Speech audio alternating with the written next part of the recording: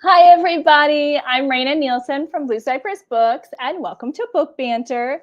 This evening, I will be talking to the author of Jefa in Training, Ashley Stoyanov Ojeda. Her book is written specifically for women who want to start their own business, who are thinking about being like starting an organization or getting those creative juices flowing. And I loved every minute of this. I had no plans to start something, but now I'm completely inspired. And I know that you will be if you read this. And so we're going to dive deep into this book this evening and learn all about Ashley and all about what she has going on. So I'm going to click there's a button and welcome her. Hi. Hi. How are you this evening? I'm good. How are you? Doing pretty good. Thank you so much for joining me for Book Banter. This is fun. Yes, I'm so excited. Today we also have a special guest named Henry. Hi. Henry has not actually made an appearance all tour, which is surprising. So, and you just got back from tour, right? Did Henry go with you? No, he didn't. And I think that's probably one of the reasons why he wants to sit with me right this second is because he missed me. It's like you've been gone for a few weeks. I need love. Yeah, exactly. We have a Boston Terrier who won't make it up here, but she is that same way. She like if you take too long of a day at work, then she needs extra love when you get home, for sure. So I'm super interested. I'm gonna like repeat this because I read this book leading up to Book Banter, to be prepared and no real like thinking about starting any creative project or business or anything. But then as I'm reading this book, I'm just like inspired.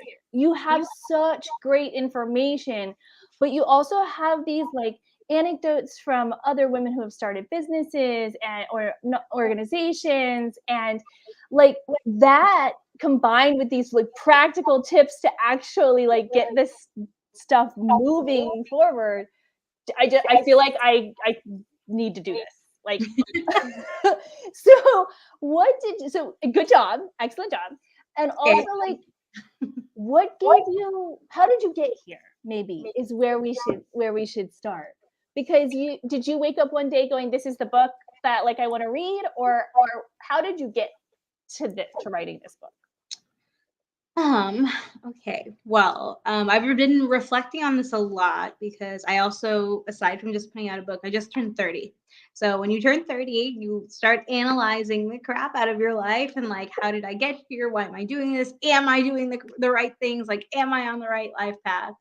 And the way that I see it is that my personal why, which I talked a lot about defining in the book, because I think everyone should have a personal why, is that I've always liked to create opportunities for other people like me, regardless of whatever I was doing in my career. That was my focus.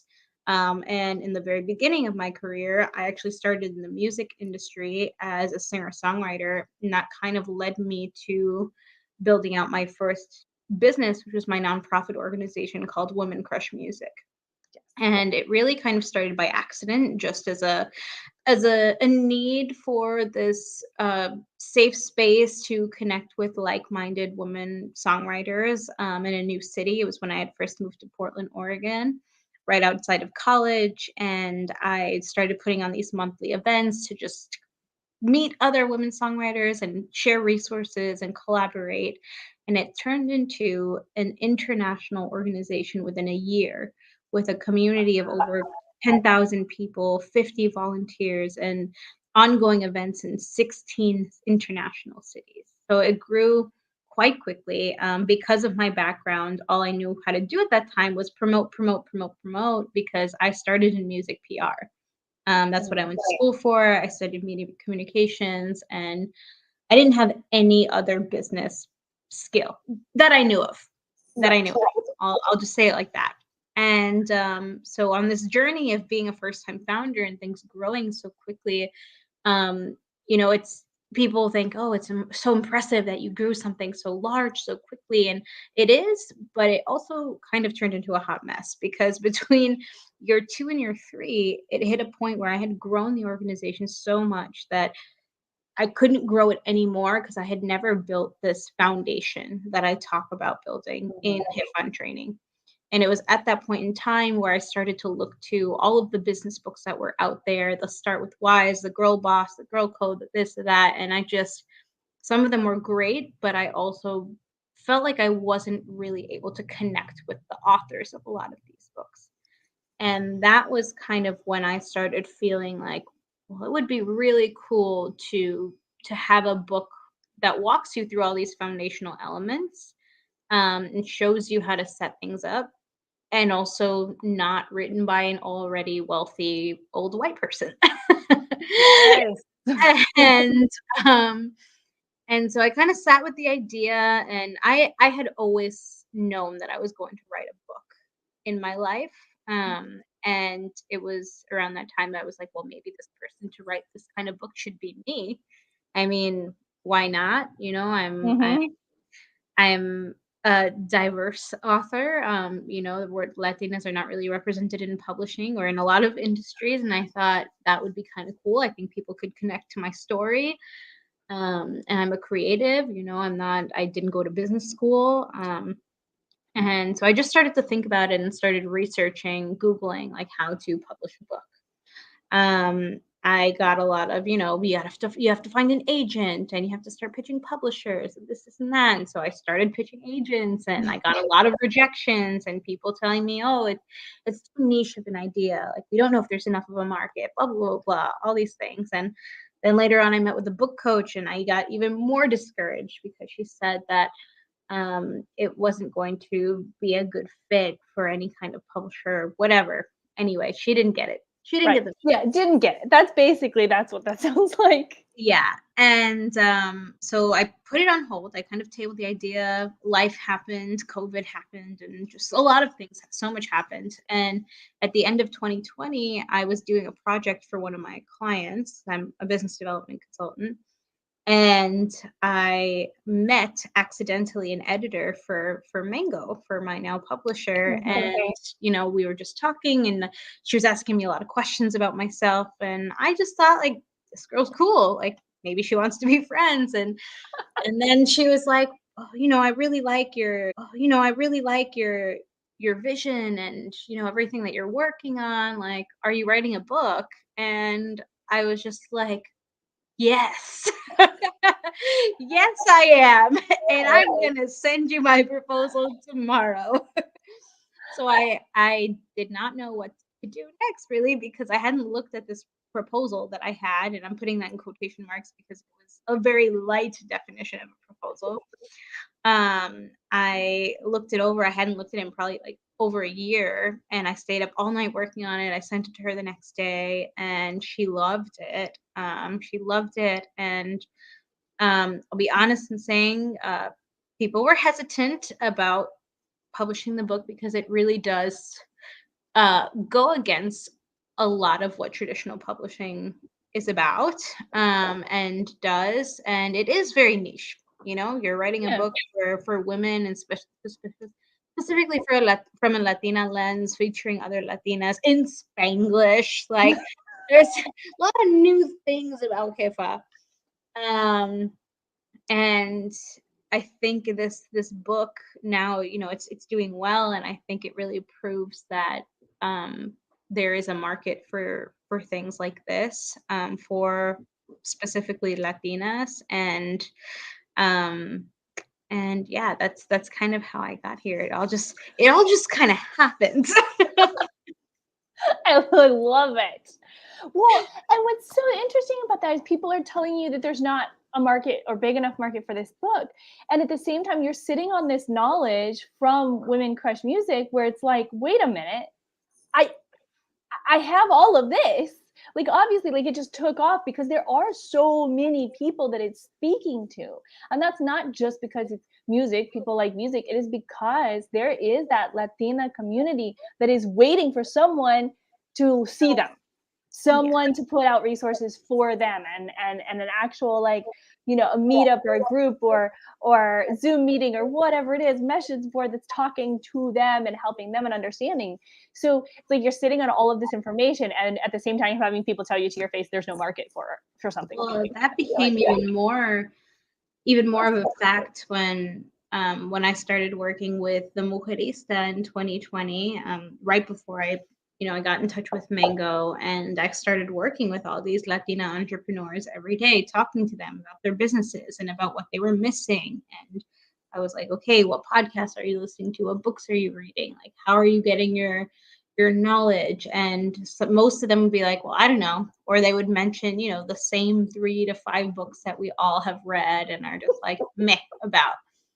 And it was really then that I was just like, okay, like, this is a thing that needs to happen, and I'm going to be the one to do it. And even in the writing process, like, I was still, I had my book deal, like, I was writing, my deadline was coming up, and I still found myself being like, are people actually going to want this? Like, like, kind of the imposter syndrome kicks in sometimes, but I was lucky to have like my clients who I would talk to every day and and have them go through these situations that I work out in the book, and then be like, oh, well, this is really important. Like, these are real things that real entrepreneurs are going through and that need help navigating. And Henry agrees. Right. And yeah, and that's kind of how the book came about. And so when you say you're working with clients, who are you working with? Not specifics, but like what business do you do other than writing? So I'm a business development coach. So basically everything that's covered in the book, homing in on your idea, marketing, PR, partnerships, thought leadership, navigating your business model and figuring out your pricing strategies, really setting you up for a roadmap for long-term growth. Like, that is what I help my clients do. And so the material for the book was really based off of the work that I already do every day. And the advice that I give my clients every day. So it's really like your little business coach in a book. Which is, and like what you're saying, like for every one entrepreneur that is in fact approaching you and paying you for your work and getting you to work, you come in and work one-on-one with them, there's how many more that either don't have that connection or don't have maybe the money to do that, or don't feel like they're there yet. They don't really have a business yet. So they're not really like, oh, that's too much. But getting a book and taking it home and reading it and getting inspired and making those first steps, that's where they are, and they feel comfortable with something like this. So it's like you've opened up your services to so many more people. Even if they all did have the means to hire you, you're one person. Yeah. You couldn't do that, but you could write this and we could get it into their hands. And I think something else from my point of view, not having a Latina background, like I both was inspired for myself, but also like it brought to light some issues that I never would have thought about, like being an issue for someone else. Mm-hmm. And so often that happens in life today, where we don't even know how to see what other people are going through. And then all of a sudden we read something or we watch something and we go, oh, that's like, I never thought about that. And why would I? I'm not sitting in that room. Mm-hmm. But by reading something like this, I can go, okay, not only am I learning from it, I'm learning how to be a better like person in the community by reading something like this too. And so multiple layers of information and growing that I got out of your book. Oh, well, thank you for seeing that. So I also love about your book that you have, see, there's a cat. You have these like worksheets and real examples in here. So what made you make that, like put those worksheets and everything in there? What really inspired you to do that? A few things. One, I'm in well, it all kind of comes down to competing with TikTok, right? Like we're all used to consuming information in like 15 to 30-second videos now. And Okay. um no one I'm not going to say no one reads, because I feel like a lot of us do still read. But the way that we consume information and we feel like it's digestible, especially this kind of information, is usually in video format. People Mm. are watching YouTube videos, people are attending webinars, all the things. And for me, like, I'm a pretty old school learner. So if I don't write things down, even if I type them, if I don't write them down, it just doesn't download for me. Like, it does not download. And so for me, like, even when I was in school, like I was an extensive note taker, because that's just the way that my brain processes things. And so when you're one-on-one coaching with someone, um, as a coach, you're very used to teaching people things, but you're also used to getting immediate feedback and immediate questions from them, Mhm. and you're also able to answer them immediately. So when you're kind of trying to write a book like this, it's hard to do that without trying to engage them throughout the book. Hence why we decided on little writing prompts every once in a while, and then the worksheets to kind of be like a good pause or stopping point, before they moved on to the next kind of chapter of building their business. So it was a very intentional decision to engage people and make it feel more like I'm sitting in front of them, walking them through these situations and having sessions with them, versus just like reading a textbook. Right. Yeah. It's very approachable, which I love. And I'm the same way. Like I need to write things down. I have horrible handwriting, but it doesn't matter. You don't need to read it. I do. And I would just the act of like putting the pen to the paper and writing it down does. It somehow solidifies it in my head.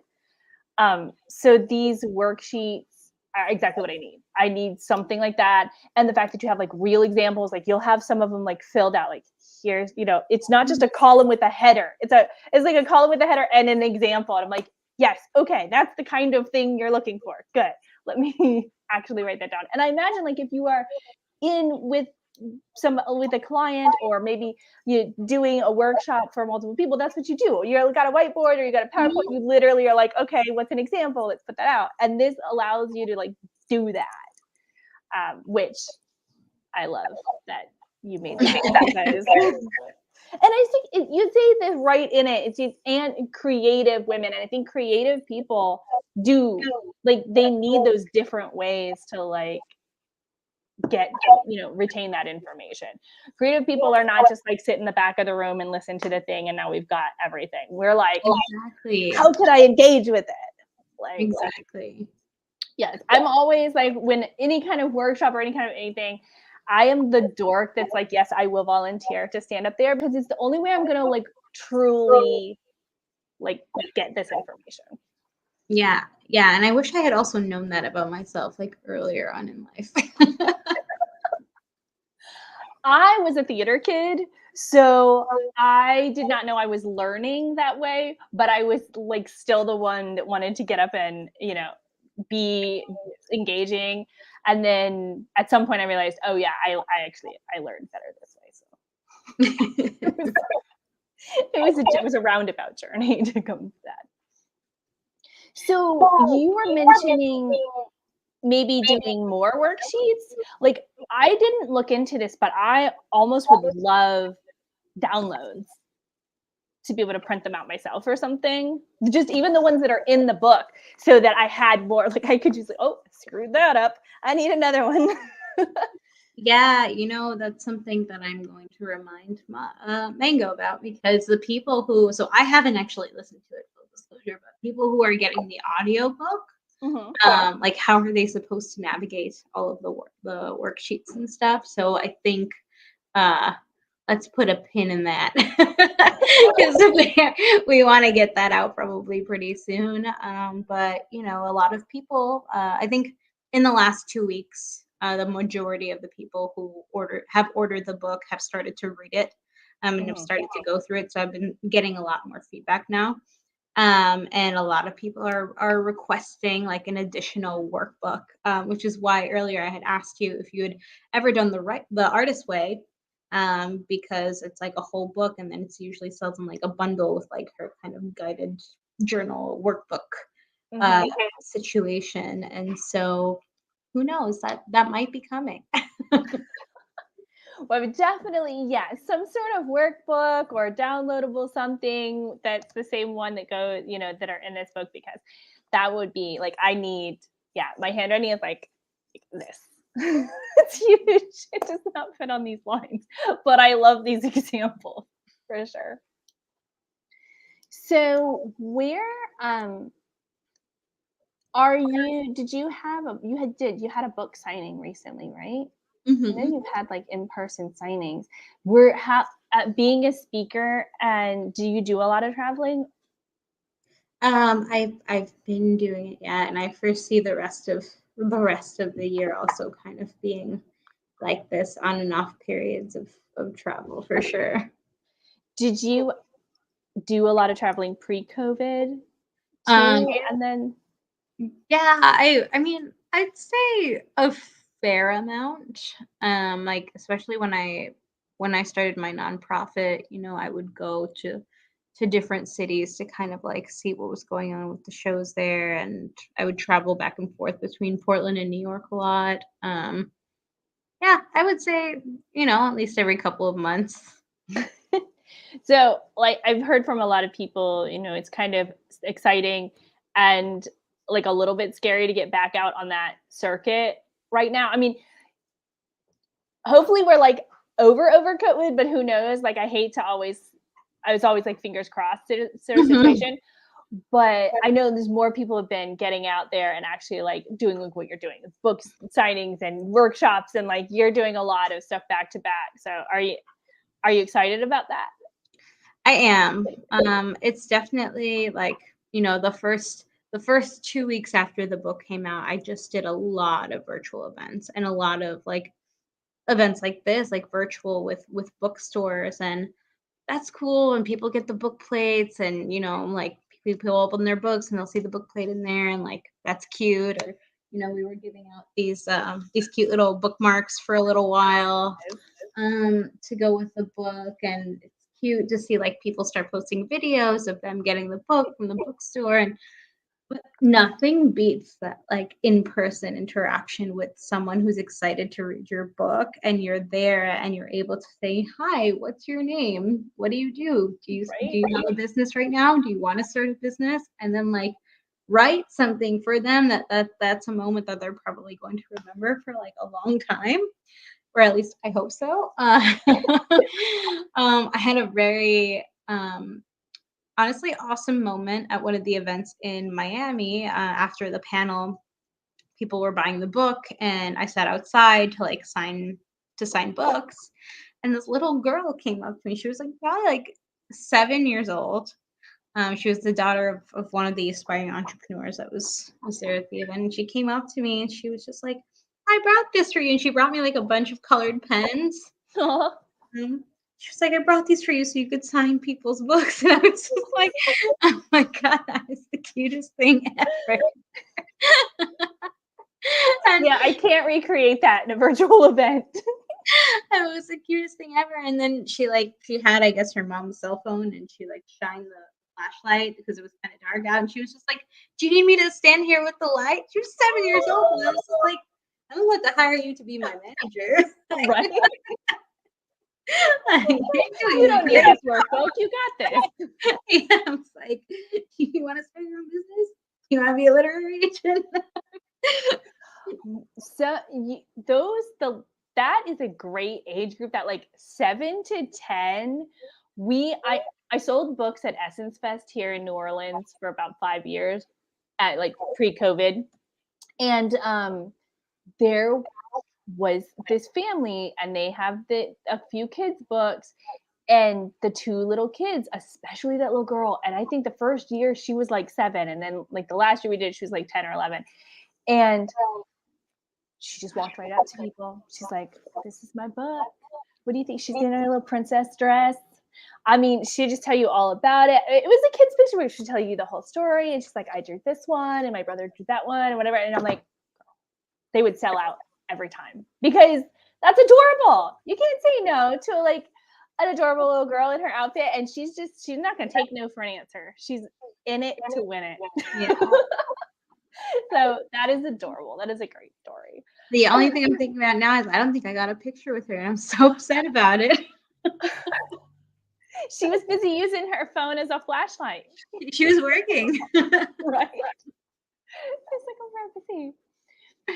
If anybody has a question for Ashley, you can type it in the comments and we will answer it in real time, or you can just say hi. It's always fun to see where people are watching from. So if you type in where you're watching from, that's fun too. And then if you don't have a question, it's okay. We'll let you know. But I hope that virtual events stick around in some capacity because I really feel like what I would love to see is like a book tour that's maybe bookended by a virtual event or two, because it allows you to get out to people who you normally can't. Exactly. No, it's been really, really fun. So I was able to connect with a lot of Hispanic and training fans in Dallas. Whose Books in Dallas is an amazing Latina owned bookstore, and I think she's probably sold out of my book like 3 times already, but because they love it out there. So it was really, really great to be able to do a virtual thing with them. And I also did something with La Revo Books in Milwaukee, another Latina-owned bookstore, and we did a panel with myself and other Latina entrepreneurs in Milwaukee. And so it was a really, really great way to connect the local community to the book, but also with what other entrepreneurs were doing in the area. And so it's been really, really fun to be able to be a part of these other communities without actually going there. Right. And in places that I feel like here too, I mean, we're the big city, obviously in Louisiana and all this like area of the Gulf Coast, but there's people who might be an hour away, kind of in this really little town that wouldn't I mean, an hour is a long way to come in for a book event and then come back, leave again in the evening for drive an hour home. That's a big commitment. But they've been tuning in to different events and virtual events from home in small towns that don't have bookstores. You couldn't even go there if you wanted to go there because there's no bookstore to go to. Mm-hmm. So I am hoping that virtual events kind of stick around a little bit. Have you been teaching, or did you teach any virtual, like do any virtual workshops or anything for your business during COVID? Or are you doing that still? Yeah, I'm still doing that. I've turned a few of the chapters in the book to the workshops that I'm doing right now, and it's been really fun to like go more into detail on some of the things and just have people, I guess, be able to see people's reactions to some of the things that they're taught in the book, like in real time via Zoom. It's been pretty cool. That's fun. Okay, so you have a quote on here from Eva Longoria, and I always, these stories can be really great. They can also be very boring. But how did you? Where is the crapshoot? I don't know this story, so here we go. How did you get Eva Longoria? Do you know her? Did you give her your book? How does that work?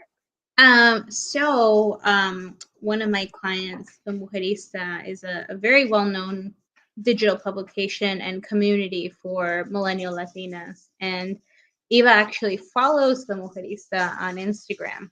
And so when we were talking about endorsements, like who are we going to get, I was talking to Maribeth, who is the founder of the Mujerista, and she was just like, hey, I think Eva Longoria follows us. Maybe we should shoot our shot with her and send her some of the chapters. And I was just like, let's do it. The worst thing that happens is she says no or she doesn't respond. And we did, and here we are. I love it.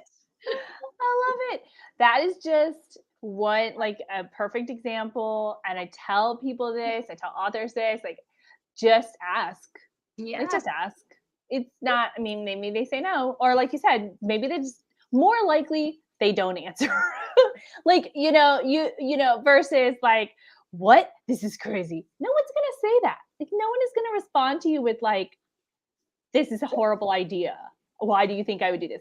Like so never, just don't be discouraged. Don't let like your fear hold you back from doing something, from asking. I know that that's, that's part, you say a little bit about that in the book, but do you have any further advice about how to get over that sort of self-doubt? I feel like it's more, I don't know, fear and self-doubt are kind of, I guess, go hand in hand, but self-doubt. So I think I mentioned it to you earlier that during the book writing process, I actually experienced quite a bit of imposter syndrome and thinking, are people actually going to resonate with this book? Is there such a need for something like this? I knew all these things deep down inside, right? But, sometimes it's inevitable to feel this way. And it wasn't until I sat down and I started to write the section on imposter syndrome in the book that I really was able to kind of shift my mindset, because I started to write the reason that we feel imposter syndrome is because we don't see a lot of us doing the things that we want to do. For me, it was actually there was not another Latina that I knew of that had written something like this before. And I had no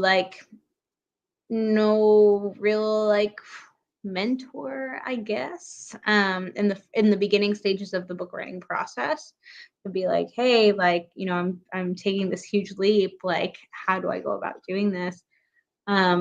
And when I started to write the section on imposter syndrome, I had to kind of shift my mindset and be like, well, this is really scary for me because I have not seen another person like me do this.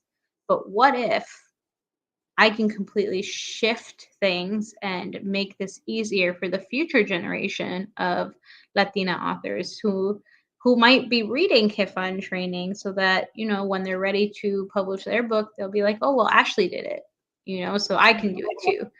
Or the people who want to start a business who might have been scared to, they can look through all the stories in the book and be like, well, Ashley started a business, and Mari started a business, and Vanessa started a business, and Anna started a business, and all these people that share their lessons and their tips and in Jefa training can really show people what's possible. And that's whenever I start to feel that self-doubt, I try to remember that, we're starting to pave the way, and that's needed, because that's the only thing that we're going to change. That's the only way that we're going to change the way things are right now. Yeah, and you're part of the spearhead that lets like you said, that paves the way, that lets people come behind you, and that's tough to realize that in some ways, I think, because it's scary. It's scary to be some of the first person to do something, but then you're helping people behind you, and soon it won't be just it's not just you now, but soon you look around and you realize, oh, here we all are. Mm-hmm. Look, and without people like you that are taking that leap and just doing it. Not letting yourself be discouraged that way. Other people wouldn't be able to be there. So I don't know, that's very special. Whenever you find yourself in that position, it is tough, but it is a very special position to be in. So yeah, for sure. Yeah. And I in reading the book too, and you talk about maybe a workbook, but what would be your next, other than a workbook? Where do you feel like your next, where are you going next? Maybe. What's your next adventure? I am figuring that out. There's a lot of things that I would like to do. But I think at this point, I'm still also trying to enjoy this. And I mentioned this earlier, that a lot of my entrepreneurial journey has been very go, go, go. What's next? What's next? What's next? And that has been a fast track to burnout for me. And when I started this book journey, I kind of made a promise to myself to be better about that and enjoy the moment, because you only publish your first book once. And I just want to enjoy and process all of the amazing things that have already happened, and give myself time to reflect on all of the Miami events from last week and all the Chicago events from week before. And while yes, I'm excited for the future and like the potential new projects that might come, I want to take some time to just celebrate this, because this is kind of a big deal. It is kind of a big deal, and getting it out to people. And then, like you said, working with people, you have your business clients now, but like working with people in a different capacity through this book is an important step too, because if you just put it out and like, okay, that was fun, where does it go? It doesn't, I could easily see this book being handed out at, business conventions all over the place, because it's speaking to a specific demographic, but there's so much information in here that everyone attending a conference like that would get information. I want a better word than that. From, and I just really see that being someplace that this is, and that is true. That you have to take a moment. That's up to like you taking a moment and going, okay, where do we go from there, instead of like, you go. And the thing you do in your book too is when you have those the vignettes from actual like business owners in like every few pages. As a reader, I felt like that was a space for reflection for me too. Like it's inspiring, but also the moment where like you got like, you should do this and you should do that, and then you've got like this story, and that's when I just like sat back and just enjoyed that kind of thing. It's not an action moment. This is where I'm just sort of like so written into the book, and I don't know if you really did that on purpose, like in the reading experience, but as a reading experience, it's great that way, where you feel like, okay, here's some action items, and then there's a breather. Oh, I love all this feedback you're giving me. I'm like taking notes, things to do in the next book. Things that people liked about the first one. After you put it all together, have you sat down and read it like cover to cover again? I haven't actually. I'm going to, because if we are going to put together a workbook, I'm going to need to do like a deep dive of everything that's already in here. I've read like chapters kind of out of order because I have used them. It's for certain like presentations that I've been doing and things like that. But I actually have not done like the whole reader experience. Might have to do that. You should definitely do that. But it is a great reading experience. Just like, even if you, like I say, I sat down without the intention of like using it the way it's intended to be used, and came out inspired and really like interested and learned some things. And also, I think if I was going to use it as a business tool, I'm going to start my own business, I would probably read it from cover to cover and then go back and like, okay, here's my worksheet. So that's kind of how I hoped that people would kind of use it, or feel the flexibility to read the chapters out of order, or even not read all of the chapters if they really didn't want to. I think that there's a lot of business owners that would get a lot of benefit from this book, who have been in business for a long time, and that's some of the feedback that I've been getting, that they've been in business for like 5 years, and maybe they already have their branding put together, and their mission and their vision, and they've got their pitch and stuff together, but they need to revamp their sales strategy. So okay, just open up to the sales chapter, read a little bit about that, and then just kind of move on. And it's a toolkit, so you kind of have the flexibility of doing all the exercises and opening all the chapters that you want to, and leaving the rest.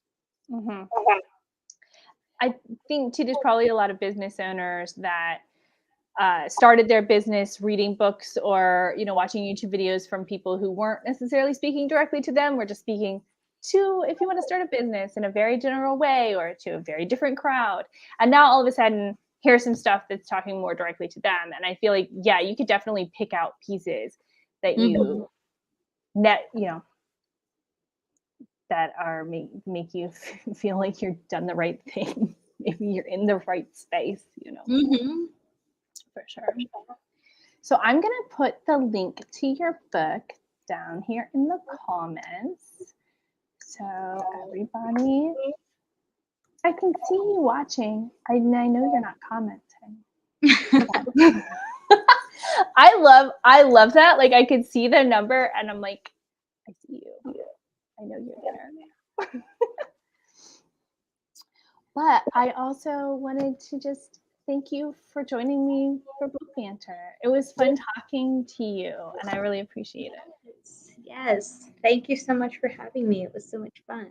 Definitely. And I will also put the link to Ashley's website in here because you can get information about her book. You can get information about her coaching and everything about her here on her website. So definitely check that out as well.